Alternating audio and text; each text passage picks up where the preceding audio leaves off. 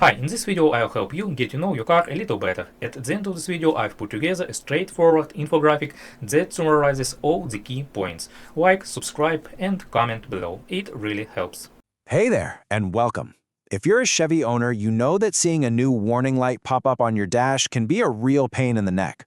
Well, today we're going to decode one of them, error code P1637. We're going to break down what it means, what's causing it, and most importantly, how you can actually fix it. So let's get right into it. We've all been there, right? You're just driving along, minding your own business, and then boom, there it is, that glowing check engine light. It's your car's way of trying to tell you something, and today we're going to figure out exactly what it's saying. So, what in the world is this P1637 code?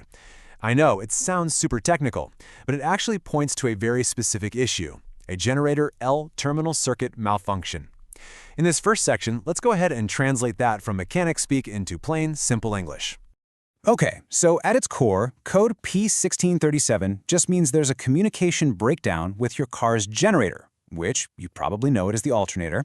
That L-terminal circuit you see here, think of it as the dedicated phone line between the generator and the car's main computer. When there's static on that line or the call doesn't go through, this is the code that gets triggered. All right, now that we know what the code is, the next big question is, why is it happening? Let's put on our detective hats and investigate the four most common culprits behind a P1637 error. Yep, that's right. The problem usually boils down to just one of these four areas.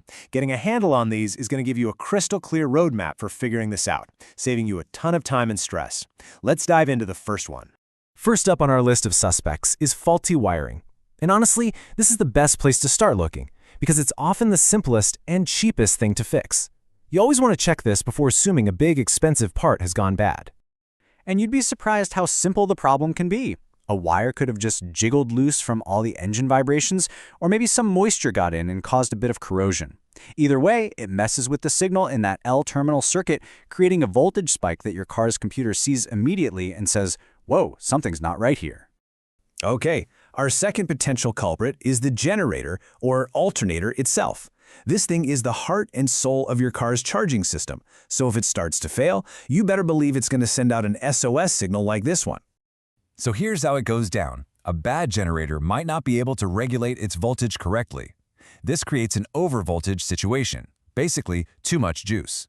And that sensitive little L-terminal circuit, it does its job. It reports the fault and bam, code P1637 pops up on your scan tool.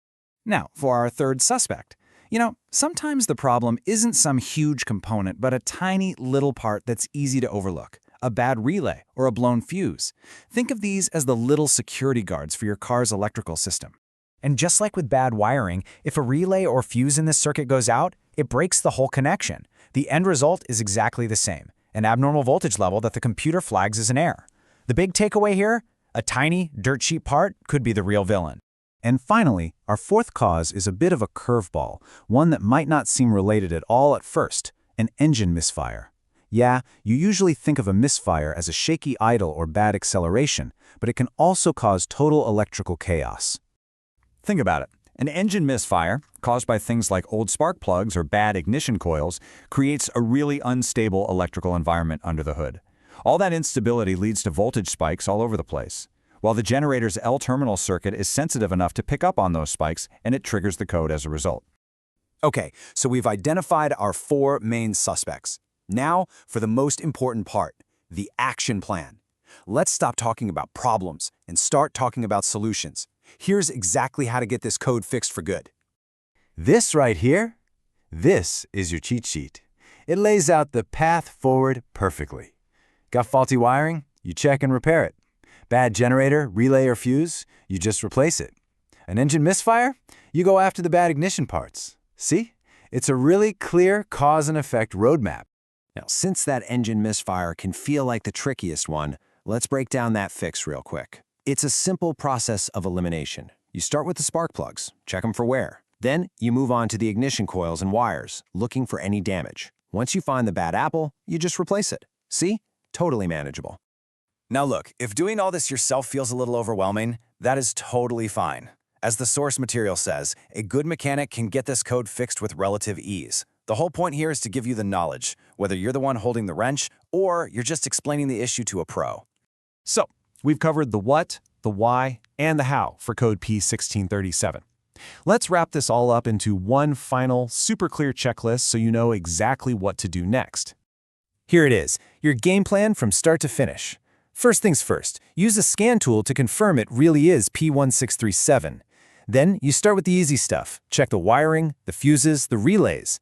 If they all look good, then you move on to inspecting the generator. Still no luck? Time to look for signs of a misfire. And remember the golden rule. If you're ever in doubt, just call a professional.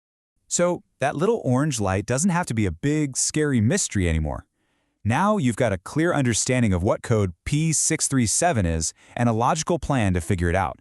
You are officially in the driver's seat. So the only question left is, are you ready to tackle that check engine light?